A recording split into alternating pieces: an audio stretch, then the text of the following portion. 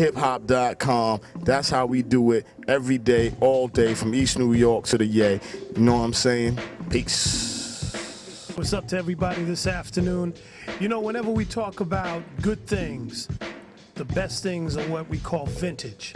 Vintage meaning classic, vintage meaning original. 16 years ago to this date, this gentleman right here dropped a classic album. Now, you youngsters out there need to understand this. When he came and dropped it, it just changed the game. We're talking about my man, Jeru the Damaja. And, you know, good to see you, man. The first time I heard of your name was this record called Come Clean. I mean, I think it was one of these clubs in San Francisco. My man, Joe Quicks, who was with the Wake Up Show, was DJing. It was not too far from here. He played this record. I heard these drums. Everybody's like, what the hell is that? He's like, it's Jeru the Damaja.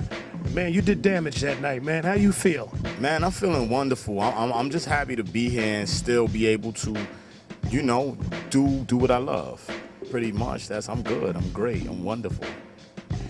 You know, when I look back and I look at that album and that success, you know, that song, did you expect that to happen? I mean, really, to be honest, yeah, because I mean, that's why we did it. We didn't do it to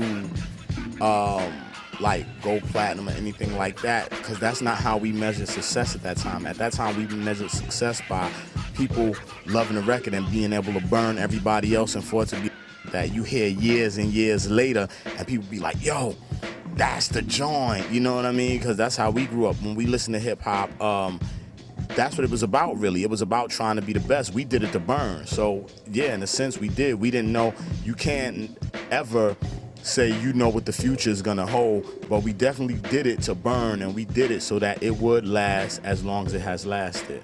I don't know if you notice his body language. I don't know if you notice your body language, man, but you definitely make this a competitive thing. I mean, the way you're talking, like, man, your eyes lit up, and it's like, man, I get on this mic. I mean, is it like that when we think of hip-hop in that way?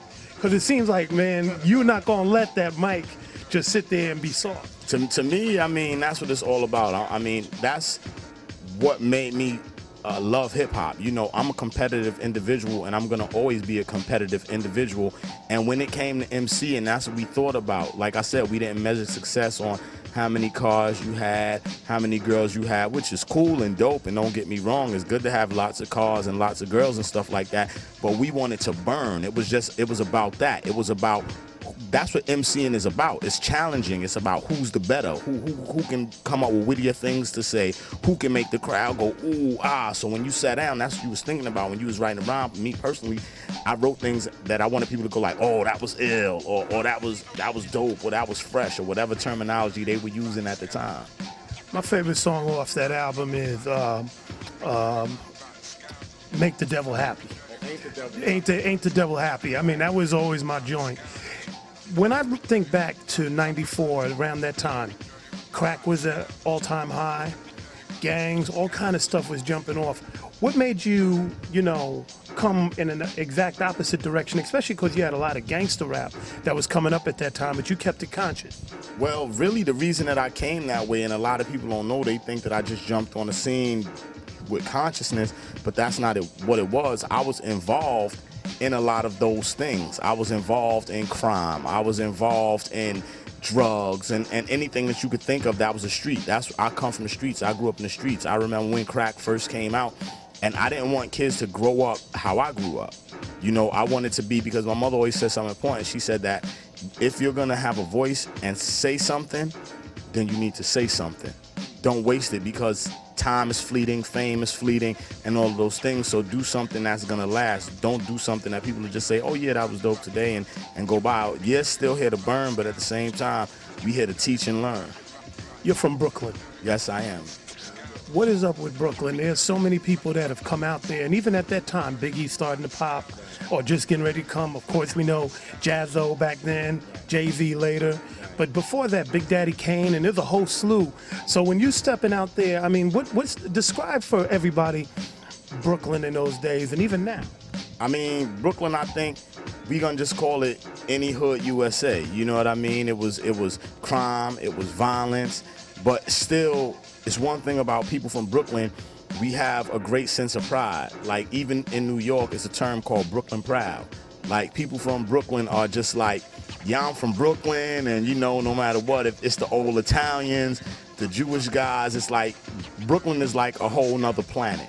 You know what I'm saying? So when you come into Brooklyn, it's like you in New York City, but it's a whole nother planet. We have different slangs and just, I don't know, I just love it. This is the best place in the world to me. You can't go to a party even in Oakland and not hear Brooklyn's in the house. Oh, that's one thing.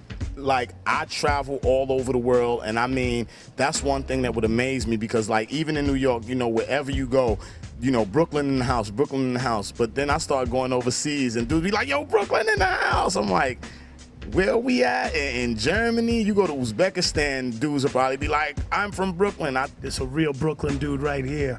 You know, changing topic a little. Many people know you from coming out of the Gang Starr Foundation. Of course, the tragic passing of Guru. Your thoughts on that? And, you know, just, I mean, that's a whole legacy there. And you were part of that legacy forever, coming from that camp. I mean, that was like one of the saddest things in the world to me this year. You know, two crazy things happened to me in 1 week. Guru dies and my father gets shot like 3 or 4 days later in Brooklyn. Is he okay, your father? Yeah, he's good. But the thing about the whole Guru is, and like I tell everybody, man, he really basically saved my life. Because when I met him, I was 16, 17-year-old kid running around in the streets. I didn't even really care about rapping that much. I was trying to get money and do everything else.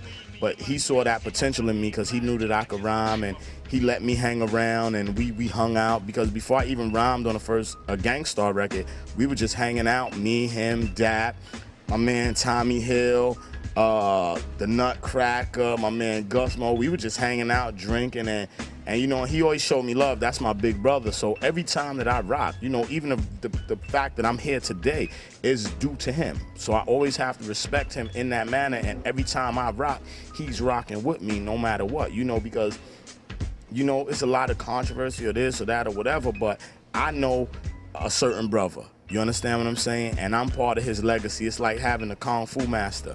You know, like, I come from the lineage of that man. You know what I'm saying? He's my elder in that respect. So whenever I do my style, it's a little bit of his style in there. Even if it's not taken directly from, but the lessons that we've learned together and the things that he's taught me. And, you know, watching him rock the mic and on stage and giving me my chance to rock, you know? So that's it. You know, R.I.P. Guru.